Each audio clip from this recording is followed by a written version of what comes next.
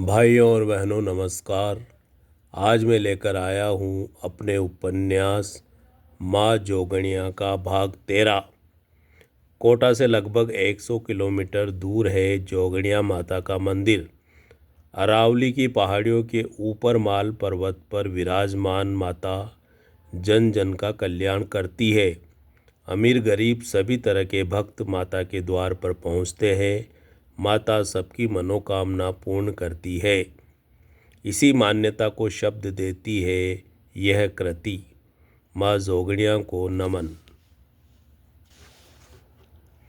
इस घटना ने सोम के हृदय पर गहरा आघात किया। अपने अपमान को वह जहर का घूंट समझकर पी गया। कई दिन गुजर गए परंतु सोम उस हादसे से अभी तक नहीं उबर सका। श्रेया के नज़दीक जाने के प्रयास में वह उससे और अधिक दूर हो गया। कक्षा में आजकल वह पीछे की सीट पर गुमसुम बैठा रहता है और किताबों में खोया रहता है। श्रेया की तरफ वह आंख उठाकर भी नहीं देखता है। शायद वह भी उसकी ओर नहीं देखती है। सोम के मन के सारे उत्साह उमंगें नष्ट हो गए हैं। उसकी सारी खुशियाँ फुर्र हो गई हैं। जीवन में नीरसता भर आई है। खाने पीने व खेलने कूदने में भी सोम का मन नहीं लगता है। रात दिन वह किताबों में खोया हुआ रहता है लेकिन पढ़ने में भी उसका मन नहीं लगता है।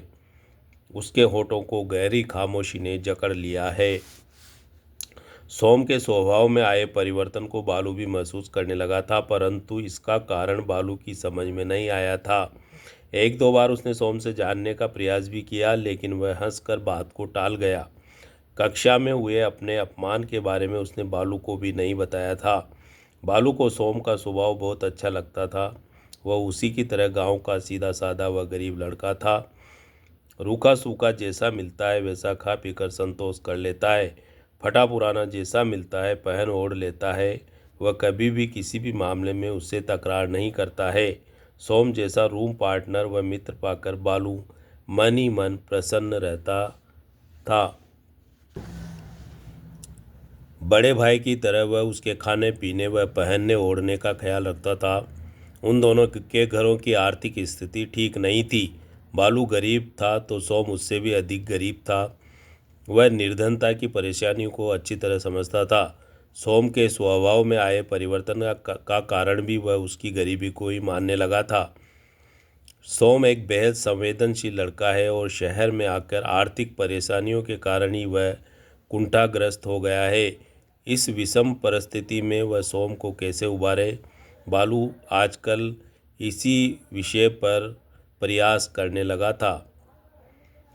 कॉलेज की छुट्टी होने के बाद प्रतिदिन की तरह बालू गणेश टी स्टॉल पर पहुंच गया।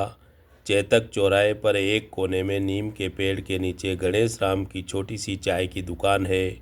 वहां स्टूलों व बेंचों पर दिन भर ग्राहकों की भीड़ लगी रहती है। अधेड़ उम्र का दुबला पतला गणेश राम गाँव का रहने वाला एक कर्मठ और ईमानदार व्यक्ति है। दिन भर वह दौड़ दौड़ कर लोगों की सेवा करता रहता है। गैस के चूल्हे पर चाय उबालता है। कपों में चाय छानकर वह ग्राहकों को देता है और झूठे कपों को धोकर ट्रे में रखता है। गणेश राम के हाथ की बनी चाय बड़ी स्वादिष्ट लगती है। आसपास के सरकारी कार्यालयों के कर्मचारी व कॉलेज के छात्र छात्राएं दूर दूर से गणेश राम के हाथ की चाय पीने आते हैं। बालू और सोम भी कॉलेज से छुट्टी होने के बाद गणेश टी स्टॉल पर चाय पीने पहुंच जाते हैं। थोड़ी देर तक दोनों नीम के पेड़ की छाया में बेंच पर बैठते हैं, चाय पीते हैं, अखबार पढ़ते हैं और बातें करते हैं। चाय पीने से उनकी भूख मर जाती है। दिन भर के भूखे शरीर को थोड़ी ऊर्जा मिल जाती है।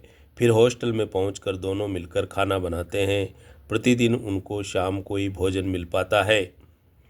जेब में पैसे नहीं रहते तो गणेश टी स्टॉल पर उधार में चाय पी जाते हैं।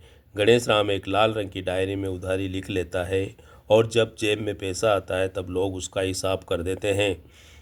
बालू और सोम को भी गणेश राम से पहचान हो गई है। वह उन्हें भी उधार में चाय दे देता है। जब वे गांव से रुपए लेकर आते हैं तब गणेश राम की उधारी चुका देते हैं परंतु इस बार उनके ऊपर गणेश राम की उधारी अधिक चढ़ गई है। इस बार उन दोनों को गांव से कम पैसा मिला था और जो कुछ मिला था वह कॉपियों और किताबों में खर्च हो गया था। वे गणेश राम की चाय का हिसाब नहीं चुका सके थे। सोम आजकल गणेश टी स्टॉल पर चाय पीने नहीं आता है। वह बहुत शर्मिला और स्वाभिमानी लड़का है। 2 सप्ताह से गणेश राम की चाय की उधारी वे नहीं चुका सके हैं। संभवतः वह इसी कारण टी स्टॉल पर नहीं आता है। टी स्टॉल की बेंच पर बैठा हुआ बालू इन्हीं विचारों में डूबा हुआ था कि गणेश राम की आवाज़ सुनकर चौंक पड़ा। कहाँ खोया है बालू, ले चाय पी ले, शायद सोम तो आज भी चाय पीने नहीं आएगा। शर्म के मारे बालू ने भी गणेश राम से चाय नहीं मांगी थी, परंतु उसे बेंच पर गुमसुम बैठा हुआ देखकर गणेश राम उसके सामने टेबल पर चाय रख गया। सक पकाकर बालू सीधा बैठ गया। गणेश राम की ओर देखकर वह मुस्कुराया और चाय पीने लगा। अभी उसने एक घूंटी भरा था कि 2 लड़के उसके सामने वाली बेंच पर आ बैठे। साफ सुथरे कपड़े, हीरो कट बाल, पैरों में चमकते हुए जूते, हाथों में मोबाइल और आंखों पर रंगीन चश्मे। गणेश राम को चाय का ऑर्डर देकर दोनों बातें करने लगे। चाय पीते हुए बालू विस्मयपूर्वक उनकी बातें सुनने लगा। कुछ समय बाद ही गणेश राम चाय के 2 कप लेकर आ गया। क्या बात है चंगू मंगू, आजकल बड़े ठाठ हो रहे तुम लोगों के। लगता है कहीं कोई लॉटरी लग गई तुम लोगों की। हाँ गणेश भाई, तुम ऐसा ही समझ लो, रोज़ लॉटरी खुलती है हम लोगों की। ज़रा मुझे भी बताओ मंगू, कौन सी लॉटरी खुलती है तुम लोगों की। लगता है आजकल काम पर भी नहीं जाते हो तुम लोग, दिन भर यहीं घूमते हुए नज़र आते हो। हाँ गणेश भाई, हम दिन में घूमते हैं और रात में काम करते हैं। अच्छा, रात में कहाँ काम करते हो तुम लोग। अरावली स्टोन फैक्ट्री में। रात में हम फैक्ट्री के गेट पर पहुंच जाते हैं। गेट में से 10 बजे मुंशी बाहर निकलता है और उसे जितने मज़दूरों की ज़रूरत होती है उतने मज़दूरों को छांट कर अंदर ले जाता है। वहाँ हमारी लॉटरी लग जाती है। सुबह होते ही सबको 100-100 रुपये मजदूरी मिल जाती है। हमें ये काम बड़ा ही रास आ रहा है गणेश भाई। इस काम में न तो किसी की गुलामी करनी पड़ती है और न किसी की बंदिश है। जिस दिन मर्जी हुई काम पर चले जाओ और जिस दिन मर्जी हुई छुट्टी कर लो। कोई कुछ कहने सुनने वाला नहीं है। रात में काम करो और दिन में शहर में घूमो। अरे वाह चंगू मंगू, सचमुच तुम्हारे तो मज़े हो गए हैं। यह कहता हुआ गणेश राम चला गया। दोनों लड़के चाय पीने लगे, आपस में फिर बातें करने लगे। इतनी देर से उनके सामने बैठा हुआ बालू ध्यान से उनकी बातें सुन रहा था।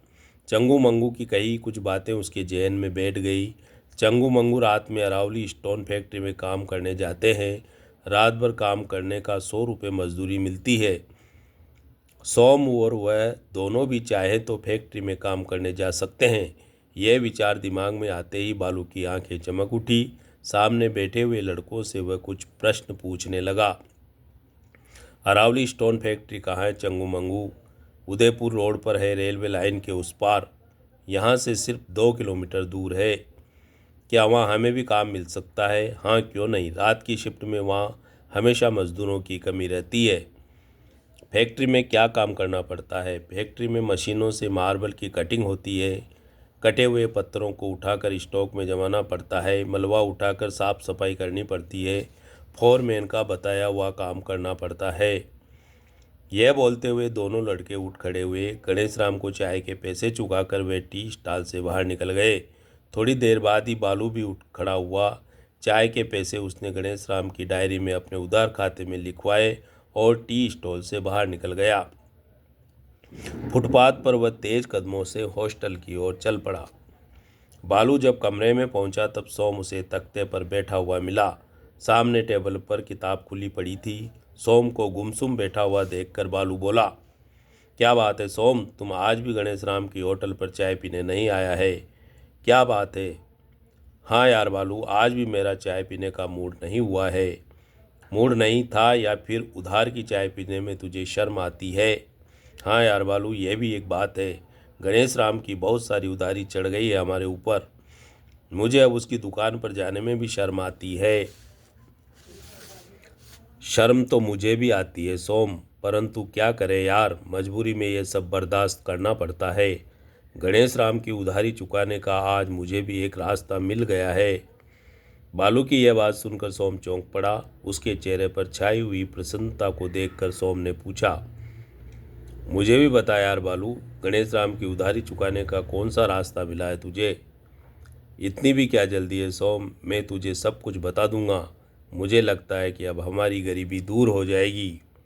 हंसते हुए बालू सोम के नज़दीक बैठ गया और उसे सारी बात विस्तार से बताने लगा।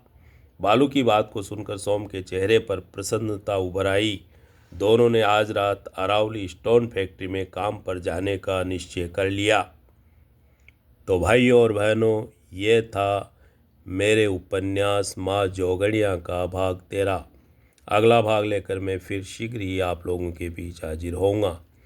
धन्यवाद।